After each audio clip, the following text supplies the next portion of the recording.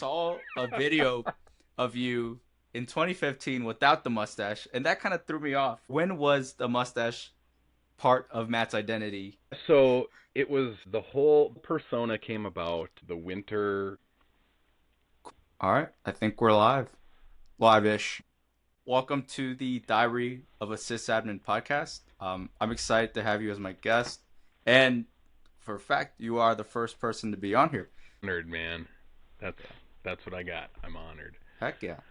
Um, So tell us a little bit about yourself, man. Your name, where you work. Give us a little rundown of who Matt Zaske is. yeah. So Matt Zaske. I live in Minnesota. I work at a system campus of the University of Minnesota System. So out in beautiful Morris, Minnesota. I've been doing that for a little over 17 years now in a sysadmin, fleet manager, developer kind of role, right? Small IT is a small IT shop means you do a lot of things, which is one of the things I really like about it, right? Like I get to do a lot of things that other folks don't get to do, largely out of necessity. But when I first moved into the university system all those years ago, I was working on a Department of Energy system as basically the data manager, and then I started doing some stuff with sysadmin, and the early days of AD implementation at that level, and yeah, it's just sort of grown ever since. And I've been doing like fleet management stuff for about 15 years of that time. So nowadays I oversee our device management team, which is very small because there's like three of us, right? But yeah, I get to do that, and I make task sequences. I handle all the ordering, in a sense, of the planning and staging. So being in higher ed, we have a lot of time in the summertime to be disruptive. So what I've been doing quite literally this week has been staging for who's going to get what, so that way we can get that order ready to go, and then we have time to do all the deployment stuff and make it happen. So, Is there and oh yeah. but is there something that you're looking at that really excites you, or you're looking forward to? Well, I'm looking forward to MMS MOA here in like 2 weeks. Um, this is one of those, I'll call it deadline weeks. So I've been meeting up with a lot of my co-speakers, actually all of them, and finalizing some slide deck stuff so we can get those pre-published as much as they can be before we actually stand in front of people and talk about stuff. But more broadly to what I'm excited about, well, yeah, the in my role overseeing our part of the fleet, one of the things that's kind of fun to do is reevaluate our work process, right? So I tell people in my task sequence story, which is what we're still using OSD task sequences to deploy devices. And what I tell folks is I have built this and curated this over about a decade now. And we've gotten that down to, it's about, I want to say about 3.5 minutes of touch per device. So what that means, the device isn't done, right, after 3.5 minutes, but it takes about 3.5 minutes of user interaction per.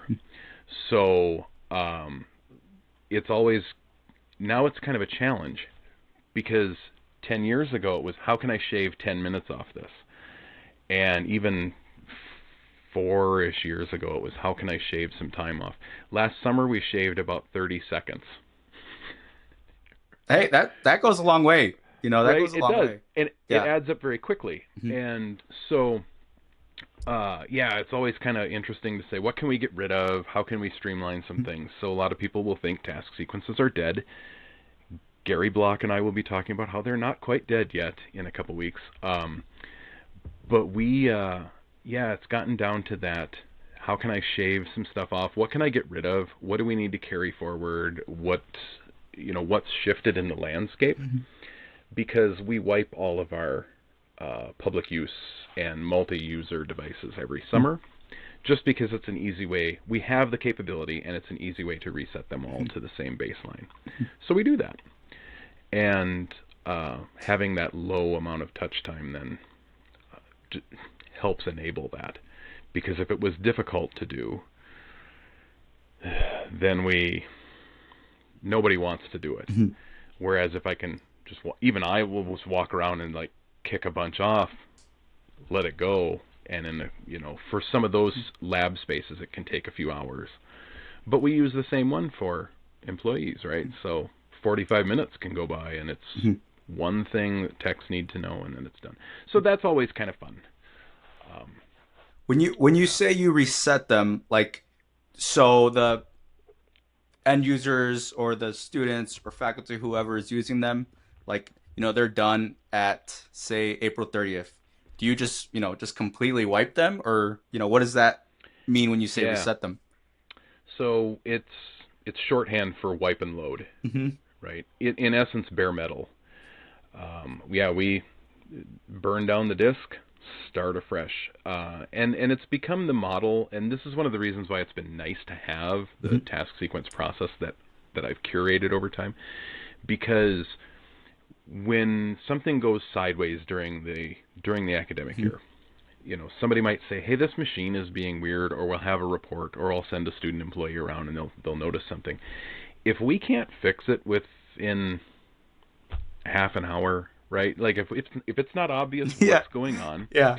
and if the basic stuff, which is not SFC/scan now, because that never works, but the if it doesn't go quickly, then the answer is let's just burn it down and start over, because we know we can get back to that baseline within a few hours. So it's not usually worth the time for us to try to fix. Years ago, we had somebody on our team who has long left the university, but they like to, and there was nothing wrong with this necessarily, but they liked to tinker with stuff and kind of make it work.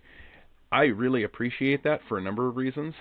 And there are definitely times when I'm like, nope, we're gonna power through this. We're gonna hammer this Mhm. out, and we're gonna make it work. It will be my will be done kind of thing, right? And but a lot of times it's not worth the effort, because now, yeah, from my seat, we've injected that drift. Mhm. Now that machine might fundamentally not be different than others, but it's been handled differently than others, and what do you do? So uh, yeah, that's kind of our process, and it's fun. We don't usually.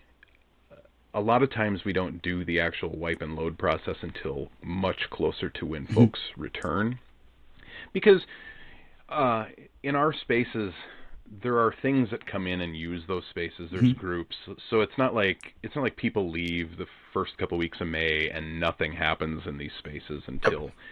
So we have to work around some schedules, and we have to do some things like that. But it's um, fairly planful we can be about it, and then we get new devices as well. So some of this, it's coordinating when do we want to have the packaging part done Mhm. for the big lift, and when do we want to have this done, and when are we going to actually receive new equipment because of our fiscal year. So we have to wait to purchase certain things until after a certain date, and that injects some uh, Mhm. fun times sometimes, which is where my personal best of 154 in one day Wow. uh, Wow. comes down to. Yeah, I never want to do it again. We had people on campus.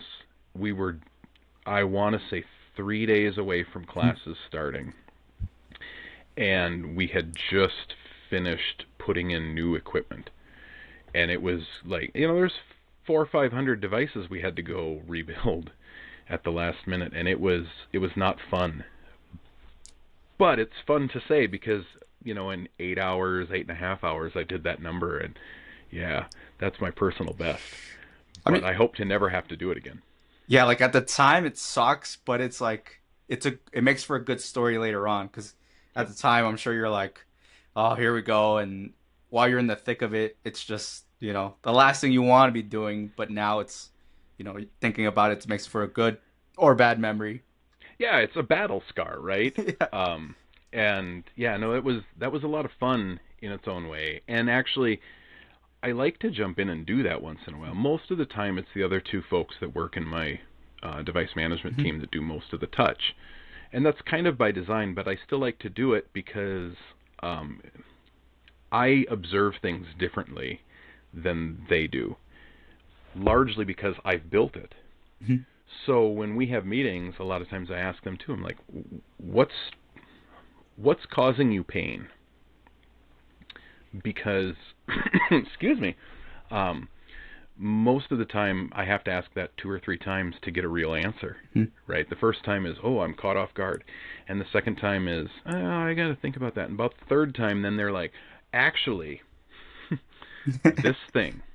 And that's where actually last summer we shaved that 30 seconds off. And that was directly related to one of the techs was Mhm.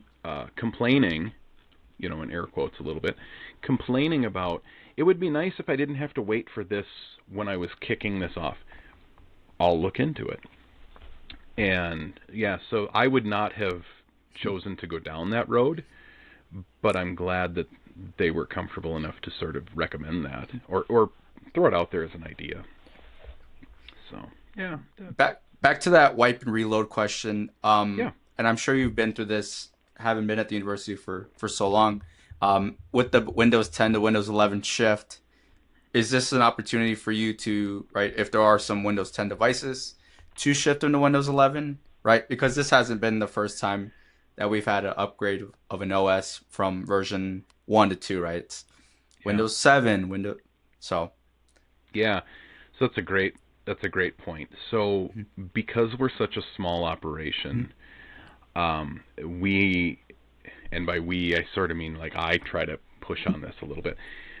We often use attrition mhm, and summer wipe and load for the multi-user spaces to take care of the majority of that lift mhm, for us because I don't want to have to be responsible for upgrading folks' machines mhm, sort of in use, right? Especially those large jumps. Now mhm, we do feature updates and things like that. That's, a little more routine. mhm, But the big ones, when we did like 7 to 10, well, we had a few years. So as devices rolled through on our 4 to 5 year replacement mhm, cycle, or a touch point. So sometimes a machine needs to go out for warranty service and gets a different motherboard or something. mhm, Like we'd take these opportunities to do that kind of stuff. So yeah, to your question, mhm, what we would end up doing is I think it was 2 years ago now. This will be the third year. mhm, I had asked our primary service desk person, I said, "What do you think if we upgraded the classroom machines and some of these other machines in that space to Windows 11?" And he thought about it for a second and said, "Well, I don't know, and maybe we could do a few in some spots. Like, let's give it a shot." mhm, Okay, I'm cool with that because we need to figure out if something goes sideways. mhm, And then he thought about it for a couple more hours and got back to me and he's like, "Actually, what if we just held back on one room?" Because there was a specific use case and a specific user that we knew could be a little bit tricky in a mhm. shift like that. And then the next day he says, "Nah, do it all. Just do it all. We'll deal." Yeah. And I was like, "Okay." So we did, and yeah, it worked out great, right? And what I was telling some folks, I want to say it was at MMS 2022, Mhm, probably, maybe 2023. I got pulled aside to and asked that question on one of those videos, right? And I said we were getting people who were actually asking us why the work computer was older mhm, OS, in that case 10, than what they were having at home. And so, it wasn't quite the cultural shift that some of mhm, those older migrations were. So I'm kind of happy with that because to have users actually say stuff like that Hmm. means that there's a lot of hesitation often in, well, we can't make people change, and Hmm. in higher ed it's especially acute at times. Yep. It's always going to be this way. But it is kind of nice when you get that affirmation of, hey, Where's it at? yeah, why am I running on this old stuff? Like, come on. And we still get, I mean, it's a mix of all, right? Mhm. So yeah, we've been doing Windows 11 Shift for probably 3.5 years at this point. And so that, broadly speaking, it would mean we'd have about a quarter of our fleet every year getting an upgrade. And with October 2025 not that far away, I haven't looked at the data um, real closely Yep. yet. Um, Once I get through this initial pass of who's getting new equipment, then I'll start looking. But the last time I had looked, we were in and around that mark. Hmm. So it was last fall. We were about 75% there, and the expectation again would be that last quarter or so would get um, a wipe and load, a refresh, new equipment, whatever, this year, this summer, and then that takes care of the majority of it. We always have some holdovers, Yeah, yeah, but what's nice about that is then we can focus on that as an individual touch and not a, oh wait, we have to go do that and all these other ones. So then at least it allows the, I don't want to say problem children, but the unique cases to bubble up, because we have some stuff that runs uh, control equipment, hmm lab equipment, some things like that where an OS upgrade does actually cause problems, and sometimes we have network isolation. I mean, there's all these other weird things that come up, but yeah, yeah. the 11 transition has actually been, from my angle, remarkably bland Mhm. as far as problems. We've had a few things, some drivers on some weird equipment, but for the most part, yeah, it's gone well, which is weird, but good. Yeah, yeah. It seems like, I think this was uh my first ever like from Windows 10 to Windows 11 shift. So like, I really like to hear about people's stories like, way before that because, you know, what was your first operating system upgrade? Oh, um, well, I'm an old, so I was of the days. The first ones I really did were Windows 95, because you had to. Oftentimes, you ended up doing a wipe and load every few months to get it clean. And I was working in K-12 part time at that time Mhm. too, and we were doing 95 builds at that point. Um, we would have done some 98, but again, that was, so much has shifted since then. So we were doing like raw disk imaging, Ghost, and that kind of stuff. So we never. I haven't really been in an org where we've done a lot of direct in-place upgrades. Mhm. A lot of times it has been more of a wipe and load mentality, at least at scale. Mhm. Um, but yeah, that XP was a fun one. We had a lot of folks hang on XP to 7. Um, 7 to 10 wasn't too bad, but again, we had a long runway. And I think that's the thing I like to tell folks too is, the change is coming, Yep. right? And that there's a deadline. And it's you can play the game of, is it safe to try to hold off, or maybe just nibble away at it. And I mean, it's far from perfect. We've got 24H2 that's been rolling out Mhm. now to our fleet, and for the most part it's fine. I haven't really personally had any issues with it, but like on my home machine that got upgraded to Mhm. 24H2 a couple months ago already, I ran into a problem last night that I hadn't discovered with a print driver. Oof. I, I scan with my printer all the time. I don't usually print to it a whole lot. And I discovered there was a weird problem. It was easy to fix, right? Hmm. But yeah, we've had branding wise, I push out some very passive desktop backgrounds Hmm. to our fleet, and the 24H2 thing then went to the, I forget what they call it exactly, active background or whatever that, the color changing, if you will, the cycling thing. Yep. And we've had a few folks that have come back and been like, "Hey, can I get the other one back?" And yeah, you can. You just have to go do it manually. And I think from my seat, I'm looking at it going, I want our lock screen to be the way it is for lots of very specific reasons. The desktop background we've never enforced. We've provided a default for folks, right? Mhm. But we've never enforced it in my part of the world. And are we to a point now where do I even bother trying to maintain that anymore? I don't know. And these are the sort of fun conversations because I have to maintain that then, Yeah.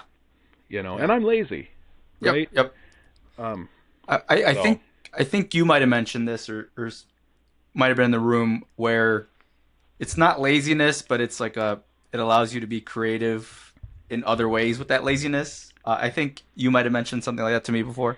yeah, I I use kind of a catchphrase that I'll self-credit because I don't know where I got it Hmm. from or if I just made it up. But laziness is a very good driver of innovation. That's what it Um, was. and um, because I don't, when I talk to my service desk folks, right, or the person who runs that for us, you know, I'll get these questions about, hey, well, so and so had this problem on this machine. Yeah, here's some pointers, here's some things I can think of, and they'll work the problem, right?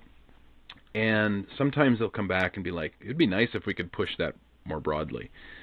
And almost always I'm like, how widespread is this problem?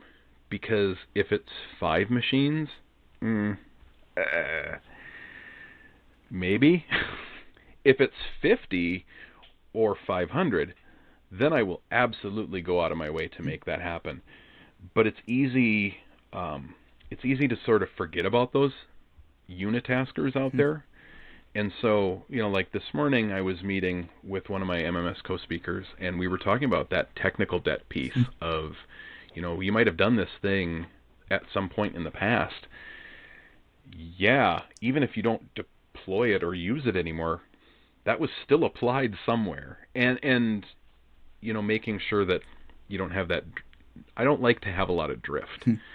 So again, the laziness battle comes into play of where do I draw that line? Where do I decide to put that effort in, and then what amount of drift am or allowing? Yeah. So Yeah. I I wanted to bring up your likeness or your interest in theater. Can you tell me a little bit about that and your background? yeah, so I've been a theater nerd 5 ever, which is one more than 4 ever, and I did theater in high school. That's how I got into it. And I sort of bucked a trend. All of my friends at the time were like, "What? Why are you doing that? That's weird. Like, don't be that weird person." And I was like, "Yeah, screw you guys, right?" And so I did it, and I've loved it ever since. And so I was in a number of shows throughout high school, and it's sort of I don't. This isn't a peaked in high school story, but when I was a senior, we went to the state one-act play festival and starred there, which is the highest rank you can get in the state. Now that in and of itself was kind of fun, rad, cool, all of the neat things. Um, what the the best part about it is that that is the only time in history that that district ever went there, before or after. It's never happened since, and Wow. it had never happened before. And so there were four of us in the cast, and then about three other crew folks. And yeah, we did that, and we rocked it. And I remember coming back, and I got interviewed for the local paper, and somebody was asking the question of, well, that auditorium seats like 1,500 people. So how do you stand in front of a crowd of 1,500 people and not like freak Yeah. out? Yeah. And my answer was pretty simple, right? As I'm like, well, when you're standing there on stage, you only see the people in the first two rows, right? Like I don't see the other 1,178 people in the auditorium. I see the first two rows, maybe. And the reality is, you sort of, it's a show gig, right? Like you develop a way to engage with an audience without. The way I look at it is, I don't look at them. I look at them, right? But I don't sort of like cognitively recognize them as people. It's just, you know, I'm just doing my bit. And so yeah, I did that. I did some theater in college. In college, I actually got into doing more of the technical stuff. I was in a net total of one show in the cast in college, and yeah, it was a lot of fun. It was very challenging. And then I decided to do some crew stuff, and yeah, that was a lot of fun too. And it was during that time then I started. The one act director at my old high school had left, and so then I took that gig and did that for about 7 years too. So then I was directing those shows, and you know, we did okay. There were some shows we never went to state, obviously, but we had some success there, and it was a lot of fun to basically teach theater to folks. And then I got out of that. We had little kids, and I did a community theater show 15 years ago or so, and I didn't really get back into it until about a decade ago, a little over a decade ago, and I wound up on a theater board at a different community theater nearby. And that was a neat experience too, because then I could be part of the operations. Right, I wasn't in the cast, I wasn't in the crew, I was in more of the operations role. And then in 2019, I wound up as the president of that organization, which is a role I held then through a global pandemic until my term ended in 2024. Wow.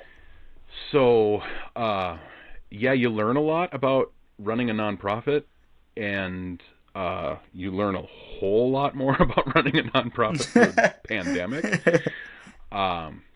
But I had a lot of fun in that time. And then it was 2023. I was cast as the lead in a local history production. It was, I actually, weirdly enough, my house is about a mile and a half from this historical figures ranch site. If I didn't have trees in a building there, I could probably see it, right? It's not there anymore, but, and then I played that character, and yeah, as its lead, and that was a lot of fun. And I was also dealing with MMS stuff, and then in the fall, I got approached to be in another show. I didn't audition for it. Well, I did audition for it, but I got asked if I would be. And then I was lead in another production, and that was fun. Yeah, I mean, it really was. It's a lot of fun to have that sort of craft and do that thing. I realized how much I missed it. Much like when I started doing speaking gigs, MMS, etc. I realized how much I had missed it since pre-pandemic. And so, yeah, it's been a lot of fun. And now I had to have a year off on my theater board time, but I'm back on that board just as a regular member now. But I've already been approached about possibly being in a show this fall. But I was very explicit. I'm like, I'm not going to be a lead in a show at this point. Two in 1 year while I ran an organization, that was a lot. So yeah, but it's I tell people this. So I have a Bachelor of Arts in computer science, and then basically a theater minor is what I tell folks. It wasn't a formal theater minor because I didn't want to take theater history. That's the only reason. But um, anyway, I tell folks this an awful lot. Like, one of the things that's been really unique about that is having a theater background you wouldn't think would mesh well with like an IT gig, right? But it does for a couple different reasons. One is you're comfortable talking to people and working with other folks. Because when you're in theater and stuff, you're always working with a crew, and there's a lot of drama. There's always drama, and there's always drama in IT, right? Like, and Yeah. so, Yeah. you kind of you gain some skills like that, and yeah, another one is, like, it's easy for me to stand up in front of a room of people, and I don't want to say wing it because winging it isn't quite accurate. But it's it's seven things that I don't have to think about because I've got that skill set of, okay, I'm not freaking out about the audience. I can actually engage with what they're doing, or what they're asking about. I'm not thinking about, oh, what question am I going to get now, or how, what do I look like, or all this, nah.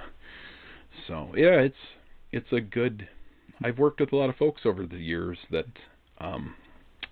have a more traditional skill set with people that can be a little challenging, and that's okay. Everybody's got their role. Yep. Everybody's got their strengths. Yeah. So yeah, but it's fun, and that's part of the reason I always tell folks my verbose flag is on constantly, because I can tell stories all day. It's sometimes tough to have meetings. So you mentioned speaking. When did you get into, like, say, technical speaking? So. Yeah. Um, Technical speaking proper, it's probably about 2010, 2011, somewhere in that neighborhood. Um, Across our system, we used to have uh, a number of community events, right? So uh, these were like, think about them like user groups is probably the best way to frame it. And so I would go to those different times, and once in a while I would do some sort of presentation. Often they were short, right? They were like lightning talks on steroids. So, 15, maybe 20 minutes, right? Not technical in nature, technical in content, technical in audience. So it wasn't, like ELI 5 kind of thing, right? And yeah, I would do those at these little events, and that was always kind of fun. And then we had some stuff that was local too, which was more broad general audience. So folks who were tech adjacent, I think is how we referred to it. And I used to do that stuff all the time. Several times a year we'd get together and we'd, lightning talks, if you will. You do some demos of some fun stuff in front of people, and a lot of times folks don't necessarily understand it, but that was never the intent. It was never to go necessarily super deep in these, but to show off what could be done and spark some ideas. And then the first real outside conference gig, I was partnered up. It was pre-pandemic by a couple of years. I can't remember off the top of my head which year it was, but it was there. It doesn't exist anymore. But my librarian friends and I got together and did there were three of us. It was a student, a library colleague, and myself, and we did a session at a library technical conference on automating with Google. So we're a Google shop primarily as an institution, and we went there and basically said, this is how you can automate stuff with the Google. And so the student had a thing talking about, which was a really neat project actually, and that they still use today. It's just fun. But there was a hook between forms and spreadsheets and some inventory system that they have.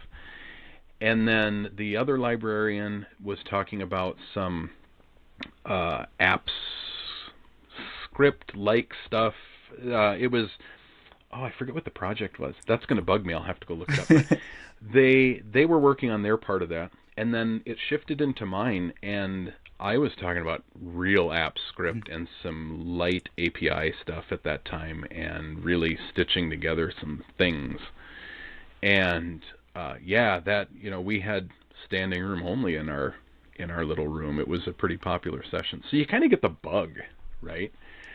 And so yeah, it took me. I'd kind of wanted to get back into it after the pandemic. Had you know, after we'd gotten over the initial hump there, and yeah, it took me about 2 or 3 years of talking to some MMS folks and finally getting over my imposter syndrome to actually pitch something. And yeah, and then some stuff got picked, and then I've been able to work with a lot of. That's one of those things I really like about MMS specifically is the co-speaker piece, because I get to work with some really fun people. I'm doing 5 at MOA. Wow. Wow. Yeah, it's a lot. I love it, but by the end of the week, You're ready for a nap. yeah, yeah. So is my voice. Um, and so yeah, I get to work. I've been working with a lot of fun folks that are super smart, often way smarter than I am. Right? Like I am not the smartest dude in that room at all. But yeah, we can come up with some plans, and we can, like let's just nerd out about some stuff and show off some things. And I've done some solo gigs too. Most recently, I was at an ed tech conference in Wisconsin, and I've done that one a couple times. And one year I did like a 2.5 hour long one, a deep dive on Google APIs. Wow. Um, and I've done a task sequence one there. This year I did one. It was just an hour long one on Graph, Microsoft Graph. So it's fun to talk to folks, and it's really fun to see some of the feedback, both good and less good. But I Constructive. had, yeah, constructive, yeah, and it's fine. It's Yeah. sometimes it's always good to take it, right? It's Yep. cliche, but it is a gift. Um, and but one person actually pinged me afterwards from this Wisconsin thing Hmm. and was like, "Hey, can we meet about some stuff?" Absolutely. Let's do this. And we did. And when I joined that Zoom or Teams, or whichever one we used, and we got there, and he's like, "I gotta tell you." And I'm like, "Okay, where's this Yeah. plane gonna land, right?" And he's like, "No, man, your graph session was hands down the best one of the entire conference. Not just for me, but like my teammates and I were talking about this the whole way home." And I was like, "Did someone cut an onion?" Yeah, it was. I'm like, "Okay." I mean, I appreciate that. That's not why I do it, right? I'd like to think that at least maybe I'm a little bit good at it, Yeah. but it's fun to share.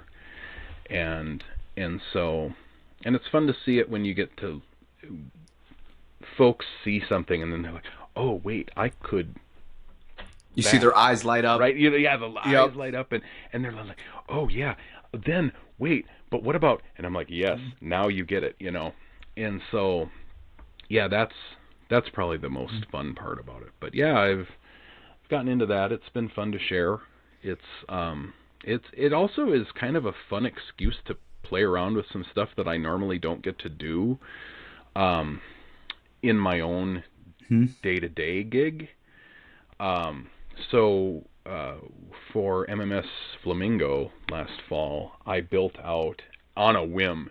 This was never planned, but I was part of a session on doing some graph and CM admin service stuff, and I pitched it to my co-speaker. I'm like, I had this really weird idea because we needed to demo something, and I'm like, I don't want to build an interface.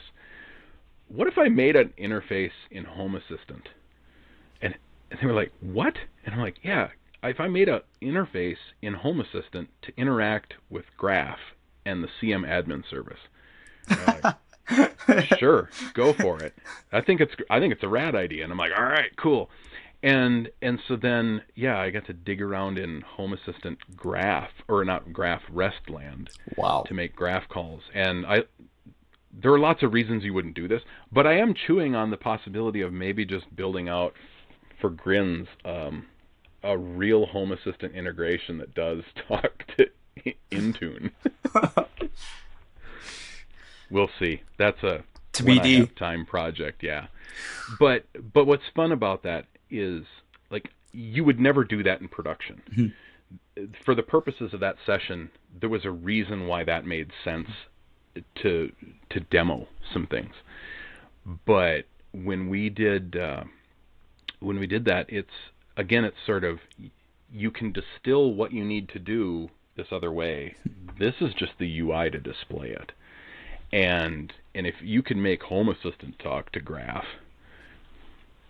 it isn't about Home Assistant. It was about Graph. And then folks are like, oh, wait, I didn't think you could.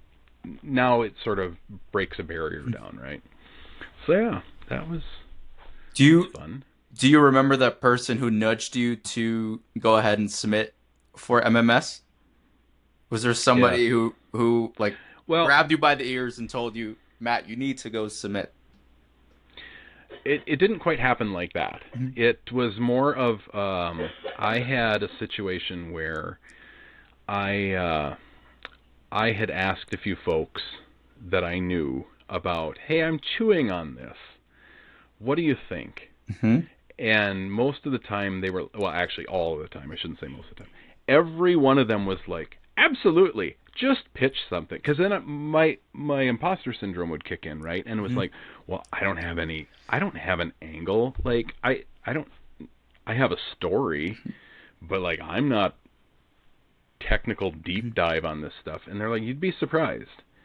Like, tell the story, pitch the idea, just throw the idea out there, let them figure out if it's the right fit or not. And and so, yeah, it was a little bit less of take me by the shoulders and shake me and say make it happen, submit something, and more like, no, you should totally do it, you could yeah. Mhm. So, and that's kind of, I'll say loosely, pay it forward. I've talked to a lot of folks too, having been in that speaker role. So Mhm. folks approach you, and yeah, it's like, yeah, you got an idea, you got a story. Everybody's story is useful in some way, right? Like, some of the feedback I've seen from my own sessions kind of um, confirms that. Mhm. We've seen things of, I've seen some of this before, but it's really interesting to hear this new angle of the same thing, which then illustrates a whole different way of thinking about what So Mhm. yeah, those different viewpoints are amazing. And I have grabbed a few folks and said, Go so I go have actually submit. been that guy, right? I have been the one saying, you shall submit. And yeah, it's been fun. Um, Yeah. it's fun to see it. That's what I like about that community as well. I love the community in general. But then within the speaker community, it's been fun because everybody wants everybody else to be Succeed cool and and do yeah. cool things, right? Like, Yeah. yeah, it's super super supportive. And yeah, then you get these weird pings. I shouldn't say weird pings, but you get these pings from folks that are like, "Hey, you want in on this?" Like, yeah, I want in on that. You want in on this? Yeah, so there's that sort of like, I have this idea. What do you think? Yeah, let's do it. So yeah, I'm coming up with some. I'm working on some ideas for sessions down the road at future Okay. events, right? And I'm talking to some folks right now, some that have not, they've been speakers at other events, Mhm. and so they have that sort of experience. And yeah, it's kind of fun because now I'm like, hey, it'd be cool to do something with you. Let's come up with something. And yeah, so Absolutely. we should do something. We Why haven't should. we We done this? should. I know. I know. You know, I, you know, for the people who are going to listen to this, Matt and I are both part of the Twin Cities user group, and right, we bump into each other all the time. But this is the first time that we're talking about the collaboration. It's gonna happen. It's gonna happen. Yeah, So, absolutely. um, I think your personality and humor is just hilarious. Um, And bring it a little more personal, more funny is like, the only Matt I have ever known has been this super cool mustache. And I saw a video of you in 2015 without the mustache, and that kind of threw me off. So, when did the mustache identity, or when was the mustache part of Matt's identity? Was it Okay. before 2015, after 2015? Wow. Okay. I have to ask the question, where did you see a video of me before? Oh, I bet I know. You were the award winner, the The award award. service winner in 2015. Yes, that's right. I forgot they had those little clips. Yeah, so that's out Yeah. on the YouTubes out there. Yeah. Um, yeah, 'cause we staged some printing. That's right. I forgot about that video. Um, so it was the whole persona came about the winter, like December of 2015. And at first it was sort of a like, okay, let's just roll with this. And then a friend of mine who works on campus one day told me, he's like, you need this mustache wax. You got to do this with me. And this is literally how it happened. And I'm like, okay. And he's like, yeah, because he had a little bit of handlebar thing going, Okay.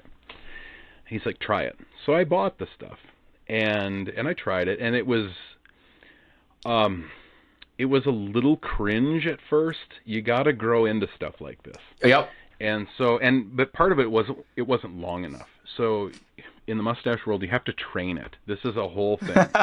Um, and so I had a little comb. I still have it. Like there's a whole process. And so I was using this mustache wax. It worked great. I was getting these little curls. It was fun. Like they were tough to see sometimes, but it worked. And it kept growing longer and longer. And eventually it got to a point where I had burned through the first tin of wax, and I bought another tin. But the first tin took me like 4 months to burn through. The second tin was gone in a month, because what was happening is it wasn't holding. I had outgrown it, if you will. And so I was using so much product, so I had to find something different. And so I played around with it a little bit. And that's really at a point, I think it was probably at the point when I switched mustache waxes, that then it sort of became a thing. And I was on campus all the time. I was very rarely remote. And so I would do this out, and I'd curl it way up, and I tell folks that the longest it ever got, and I have a few pictures of it, but the longest it ever got, I took a ruler, and it was 18 inches end to end when it Wow. was done English style, which is Holy like cow. straight out and pointy, right? Yeah, it was 18 inches end to end. That was kind of my terminal length. And when you have it that long, then you could make these loops that were just ginormous come up to your eyes, right? It was wonderful. It was a lot of fun. I right now I don't have any wax in it today. I have a different product in, but yeah, now it's about to my ends of my ears, right?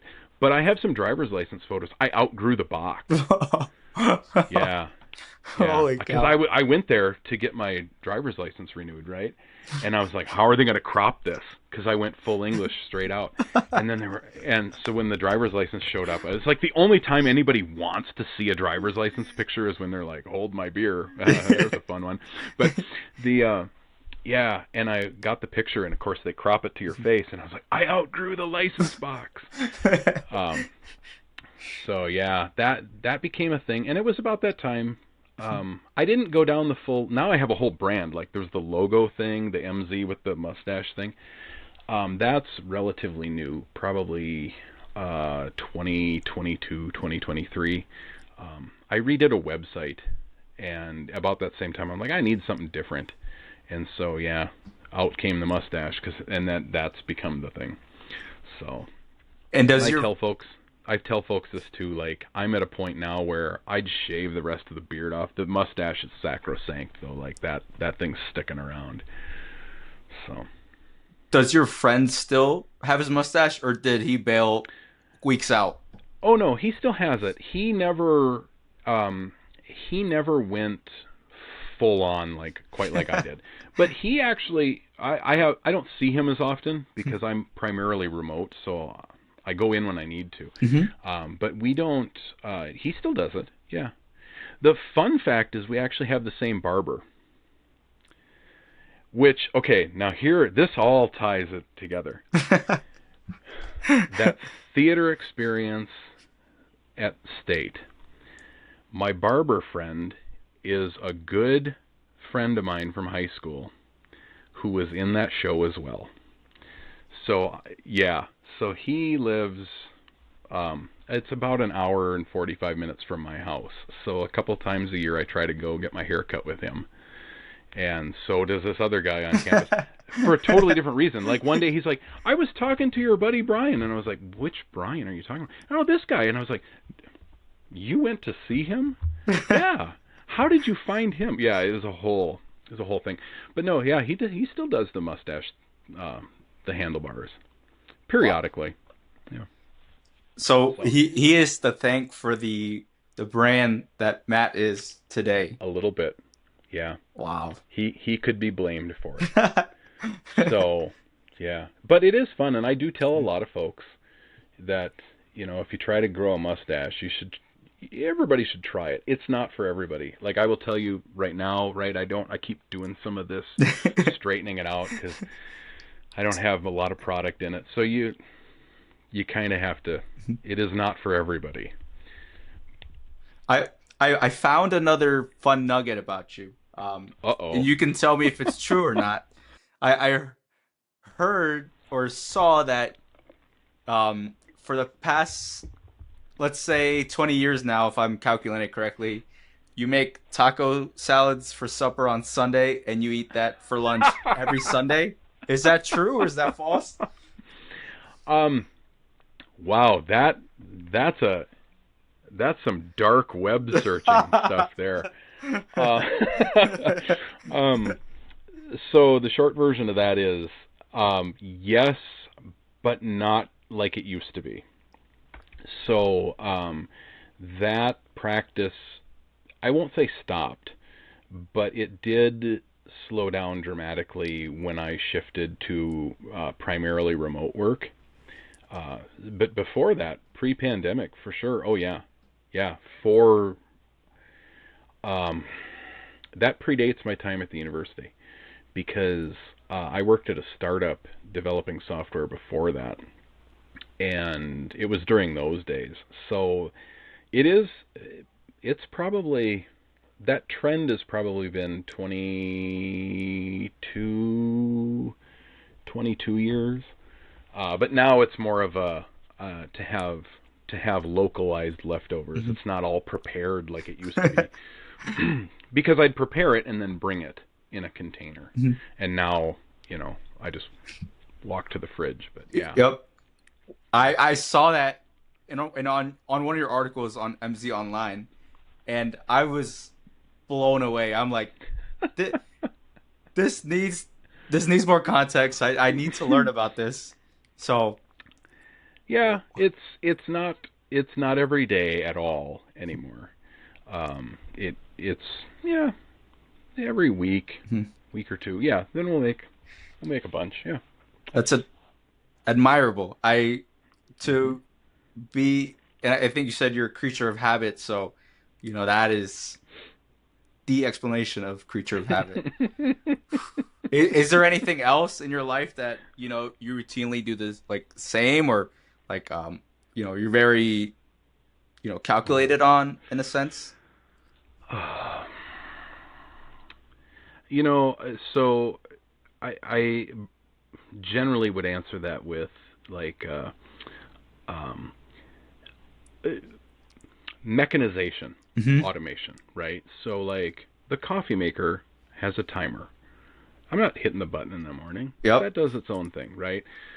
But I think to the question, right, it speaks sort of to the question is this one of the things when I finally got into Home Assistant a few years ago where that's kind of played in. So now, like now I've got an automation. Well, so it's been cloudy here today, Hmm. and the light above my head back here was triggered. It's a wintertime Mhm. function that I built, on automation in Home Assistant. But I have a weather station tied into Home Assistant that gives me brightness data, right? And I have a controllable light above me and the fan too. But that's yeah. So what happens is in the wintertime I have this set at a certain brightness outside. And there's some time constraints to it. It triggers an automation then that slowly brings up the brightness of these bulbs above my head. Every 5 minutes or so, it increments by like 5% over. It's half an hour or something like that. It brings it up to the brightness I want it to be in the evening. What's wild about this Mhm. is that in the wintertime when it's super dark, if I'm really buried in something, I don't actually notice that it got dark outside because the light level in the room stays about the same. It was never planned like that, right? But that's how it wound up. And so automations like that, yeah, notifications, yeah, I've done a lot of, yeah, it's that kind of stuff Mhm.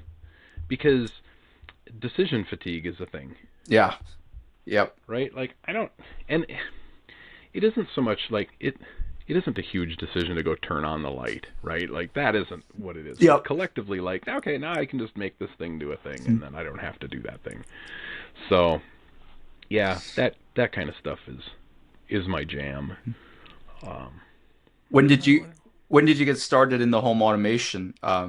You know, it seems like you Um, have a very like, you know, nice setup. So, yeah, it was probably it was about the same time I got into 3D printing. mhm. So that's uh 3-ish years ago now. Uh, yeah, it's about 3 years. I tell people, and so two of the sessions that I'm doing at MMSMOA are actually happy hour sessions on Home Assistant stuff. But I tell folks this too. I'm like, if you're on the edge of, because getting if you bought a Home Assistant unit, Mhm. if you wanted to buy the whole thing, or I cheaped out. I took some old e-waste Nooks, right? We used them. They weren't good at running Windows 7, Mhm. right? They were old. They were stuffed off the side. They should have actually gone out. They have a whole lot of horsepower to run something like Home Assistant. So I just gave it a shot. Laid down Home Assistant OS. If you the experience, if you just sort of plug in Home Assistant, log in, and try to do something, is not. You can quickly, and a lot of folks I talk to say, "Yeah, I logged in, I tried it, and then I was like, yeah, I noped out of that right away because it's super overwhelming, Mhm. right?" So what I tell folks is when it gets to a point of if you want to try it, like go pick up a couple of cheap $15-20 temp sensors. Mhm. A lot of times they're Zigbee, so you might have to get the little dongle. They're like $25. Find an old piece of hardware. It can run on. I know some folks are running it on laptops, just sitting off to the side, not open, right? They're closed, but it doesn't. It's made to run on a Raspberry Pi. The purists will really do it that way. Um, but yeah, I've got this Nook, and yeah, you plug that in, get a sensor in there, start playing around with some stuff. You can kind of get a feel for if it's your jam or not that way. And it isn't for everybody.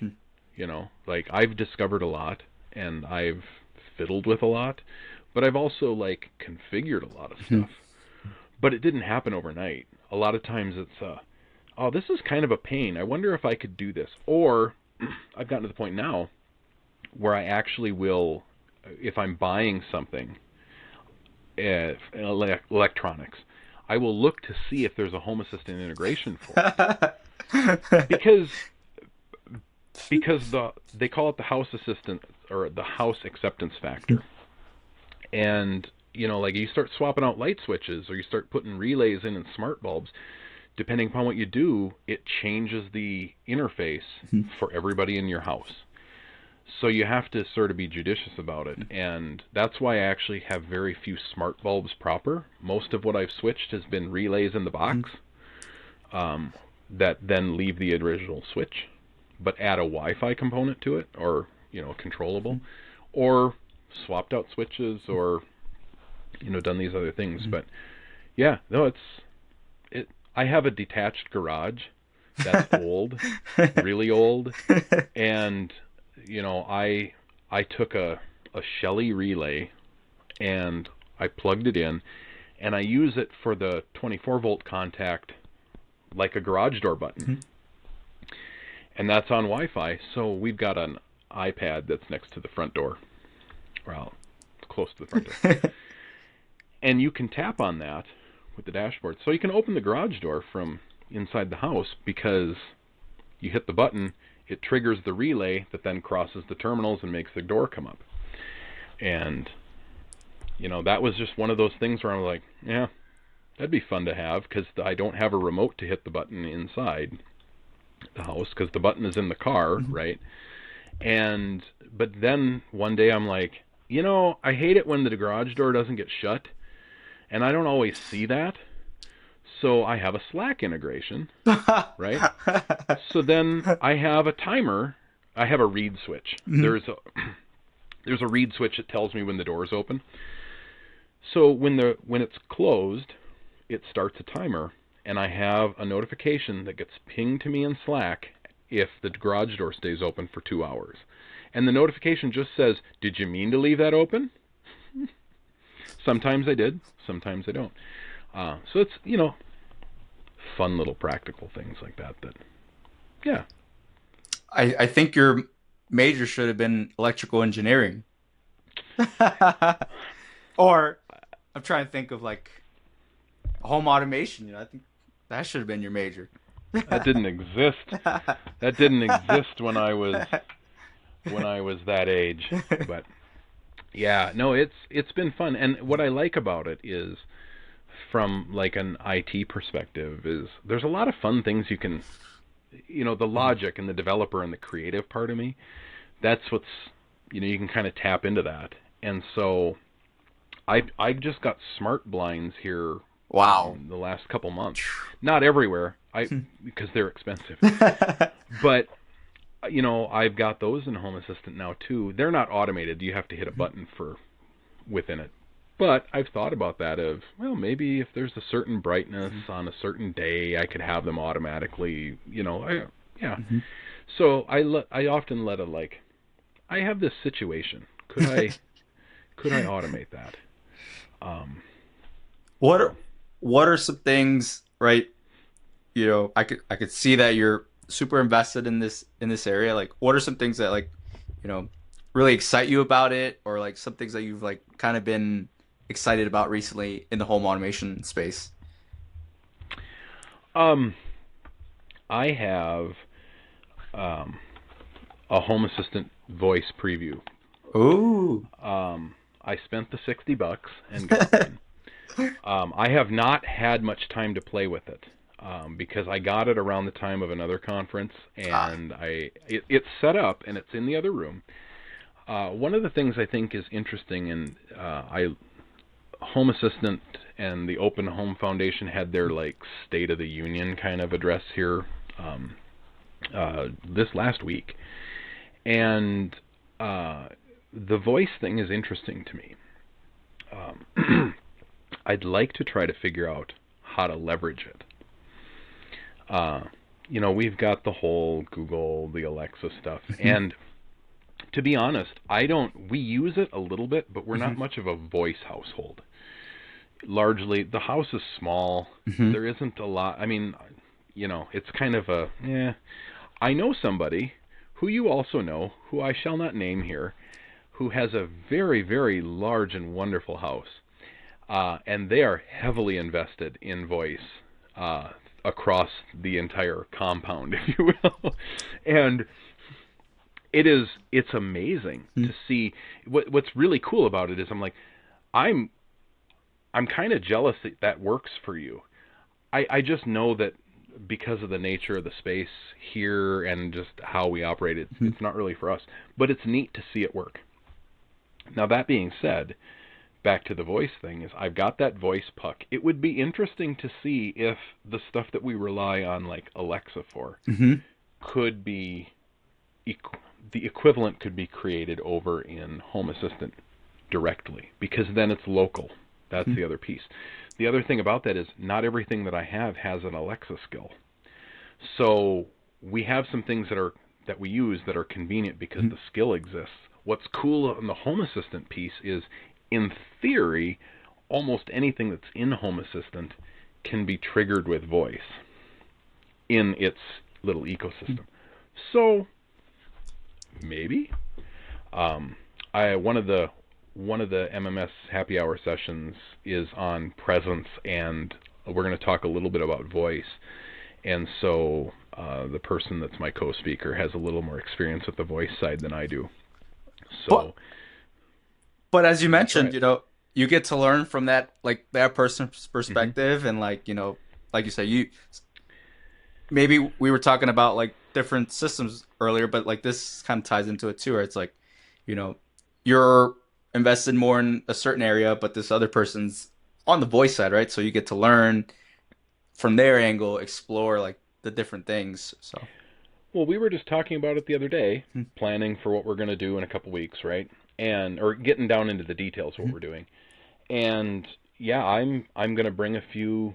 I'm going to bring a physical machine, another Nook, and we're gonna.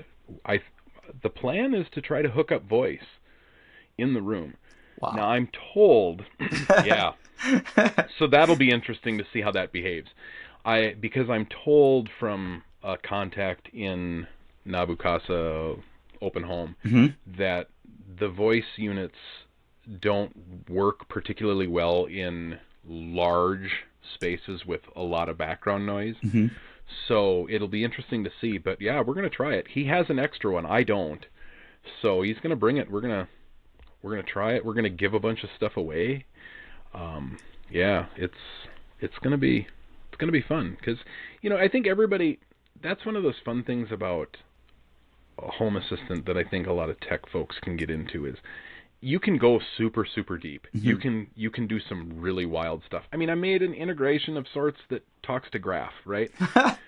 But I have seen some really neat things people have done with dashboards, and like there's a person that I've seen just this last few days who's built out with an e-ink display, like a mini dashboard, which is super cool, right? And so I don't know how to do that. I'd love to know more about that. I don't have a use case for that, I don't think, but maybe I do. Um, because for me, it would be more about can I interact with that display too. But if you didn't need to, that's really cool. Um, but back to the point is like when what I have discovered is like Home Assistant is one of those you can get a little codey, Hmm. you can get a little nerdy, but a lot of times it's just it's just kind of a fun little toy that does some things and doesn't generally cost a whole lot. Like I mentioned you can find an old piece of hardware and, you know, 50, 75 bucks, have some sensors. It's not a huge spend to see if you want to try to do it. I mean, I've replaced a lot of switches and put relays in and a bunch of other things, so I've spent a little bit more at this point. Uh, but, now at first, everybody else in the house was like, this is nerdy as hell. Why are you doing this? This seems dumb. But then guess what happens when one of the buttons doesn't work for some reason? Oh, Ping. yeah, it's not working. Well, huh? Not so nerdy after all. So the convenience piece, and that doesn't happen very often, but yeah, once in a while it's like, why isn't it working? Why isn't it? But like my weather station has forecast. There's forecast out of other services, so that information panel is has become useful for a lot. Yeah. So. Well, I know I've taken a lot of your time, but I'm gonna wrap it up with one question, or Yeah. Uh-oh. interest. It's nothing crazy. You know, if you don't know Matt, he has the best 3D tiles in any conference. So I'm just curious, are you making some for MMSMO coming up? And if so, how many do you have ready to go? So it's become a thing. Yes, they're collectible. They're sought after. Um, yeah, I think every event that I go to now, I make something like that to give away. The answer to your question is yes. There is a design. There are actually two permutations of it. They're the same, but they have a different color Mhm. scheme. And last year for MOA, I did four. There were four variants. They are printing right now. I have been Oh. printing them for my little old Ender 3 does not go fast, so I've already been printing for I think a week and a half. So I can knock out about 20 a day, Mhm. and the plan is to get to about 300. And I haven't counted today. I think I have. I'm looking at the bags across the room where I've got these stored. I think if I had to guess, I've got about 130 right now. Wow. Wow. So yeah, Could we get a sneak peek? you want a preview? Let's see a preview. Hang on. I gotta grab the bag. Okay. Drum Let's roll. see. Drum roll. I gotta make sure they don't tip over.